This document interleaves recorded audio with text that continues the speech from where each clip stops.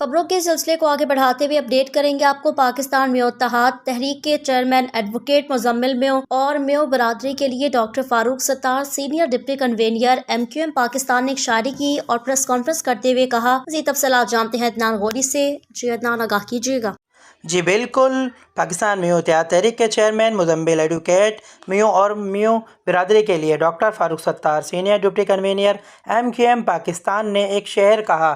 آئیے سنتے ہیں۔ کچھ دیر کی خاموشی ہے پھر شور آئے گا، کچھ دیر کی خاموشی ہے پھر شور آئے گا، ارے تمہارا صرف وقت آیا ہے، میو برادری کا وقت آئے گا۔ پاکستان زندہ باد، میو اتحاد زندہ باد۔ اس موقع پر پریس کانفرنس کرتے ہوئے doctor Farooq Sattar senior deputy convener MQM Pakistan نے کہا، ایک سازش کے ذریعے MQM پاکستان کے انتخابی میں شرانگیزی کی جا رہی ہے۔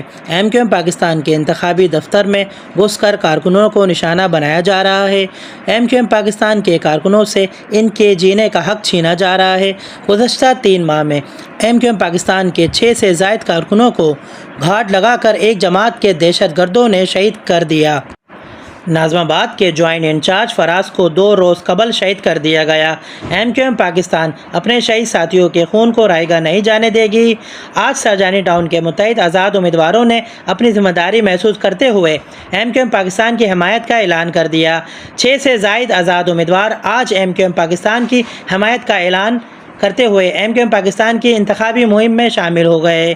آزاد امیدوار برائے قومی صوبائی اسمبلی محمد علی مری، فیصل حسین، مزمل ممتاز ایڈوکیٹ، محمد بلال شہزاد، احمد محسن الحق قریشی و دیگر نے MQM پاکستان کے حق میں دستبردار ہو گئے۔ ڈاکٹر فاروق ستار نے تمام امیدواروں کو MQM پاکستان کا انتخابی نشان پتنگ لگا کر خوش آمدید کہا۔ ایک جماعت کی ہاتھوں کے طوطے اور دن کا چین اڑنے لگا تو MQM پاکستان کے کارکن فراز کو شہید کر دیا گیا۔ MQM پاکستان اشتعال انگیزوں کا جواب پتھر سے بھی نہیں دے رہی۔ 5% کا مینڈیٹ لے کر بیٹھنے والوں کو 8 فروری کو مکمل بائیکاٹ ہو جائے گا۔ MQM پاکستان اپنی پرامن انتخابی مہم سے مخالفین کی نیندیں حرام کر رہی ہے۔ گورنر سندھ سے درخواست ہے کہ MQM پاکستان کے قاتلوں کو گرفتار کرنے میں اپنا کردار ادا کریں۔ Report Adnan Ghori, 27 news, Karachi.